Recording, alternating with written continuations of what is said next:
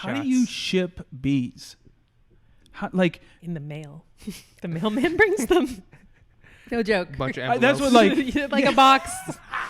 Yeah. Say maybe it's like 10,000 bees in the spring or in the box in the mail. 3 pounds. Did you just fucking say there's 10,000 in those motherfuckers? 10,000 bees in a box. That just freaked me out. There's bees in the mail. That's crazy. Welcome to another episode of Levity Floatcast. Today we sit down with Pittsburgh beekeeper Jesse Valenti. So sit back, relax, and let's floatcast. Yeah, that's what bees evolved here. Well, it's so interesting because of the process. I have so much I want to ask you about bees, but I want to kind of pump the brakes. And how did you get into beekeeping 6 years ago? I guess mostly from watching them in my garden, probably.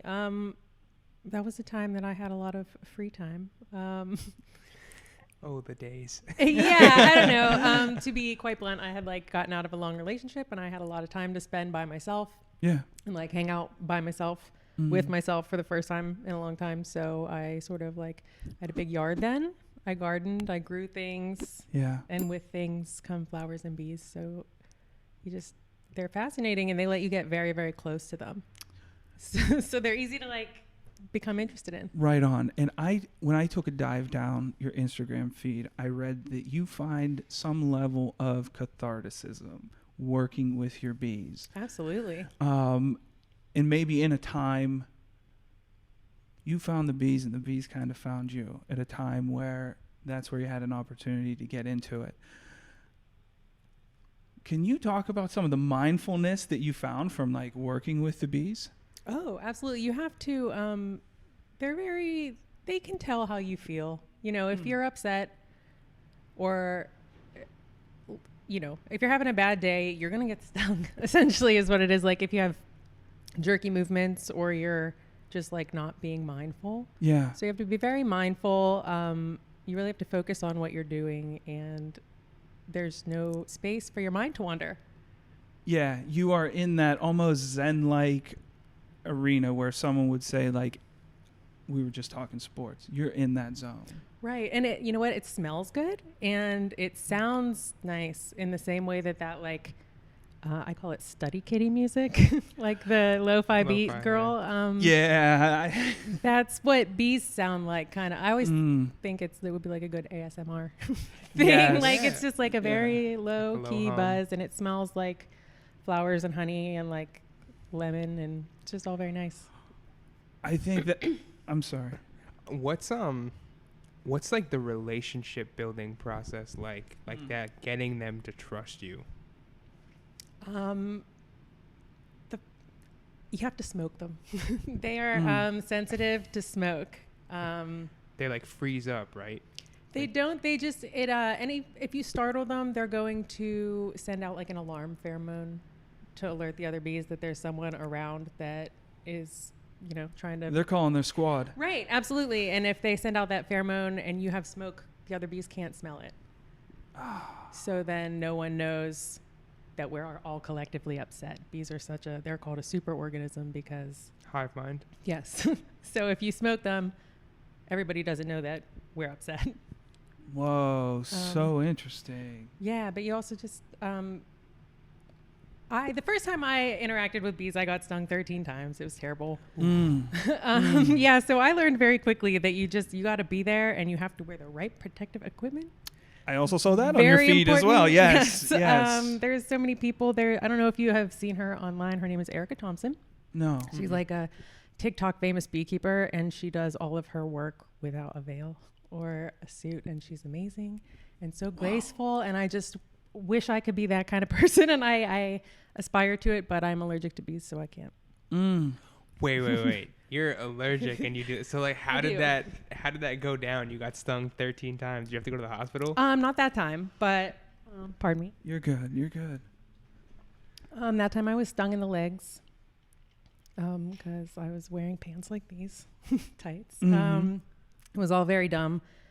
And you transport bees in your car, really. So I took them out of my car and opened the thing and just, as a rookie mistake. You learn there has to be, yeah. There's a time where. But that, I don't know. They say that you can build a tolerance or you can build a greater reaction to bee venom. So I wasn't really allergic to bees at that point, I don't think. But last summer I was stung in the forehead, and I had to go to the emergency room. My entire face like swelled shut. Wow. Oh. And ever since then I've been a little skittish. So this year I almost didn't start again.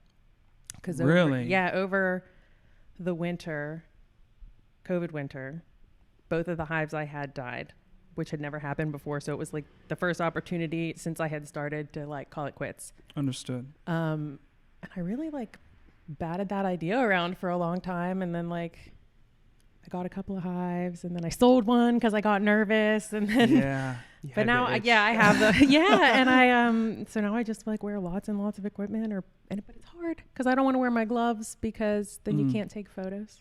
What would you, because like you really had a pivotal moment where you could have chosen a different path. Like you could have done anything. What kept you here? I just like it so much. I really do. I'm interested in all the bees, like all of the native bees. Honeybees are not native, they're European. But they're the only ones that you can keep. So really it was like, I'm interested in bees, but I would like to have some of my own. So that's how you go the honeybee route. Okay. I think one of the like really cool things is your education on your feed about the gear. Someone listening to this that may be interested in starting a hive. How important is that gear? And can you kind of describe to them what you would say, hey, if I was starting over again, this is what I would start with? Well, I took a class. I took a 101 class with Berg Bees, which is like the local Pittsburgh community group.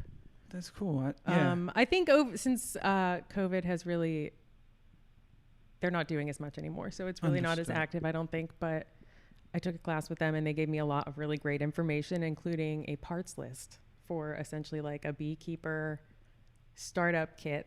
Yeah. They give you the catalog and the parts and all the part numbers. And I started with a hive and tools and a suit and a veil and a smoker and smoker fuel. And so I really started like, right on, with everything but pants, but the correct pants. I have a suit, but it's just like a jacket and a veil with gloves. So now I wear like cargo pants. I don't have like a full body suit.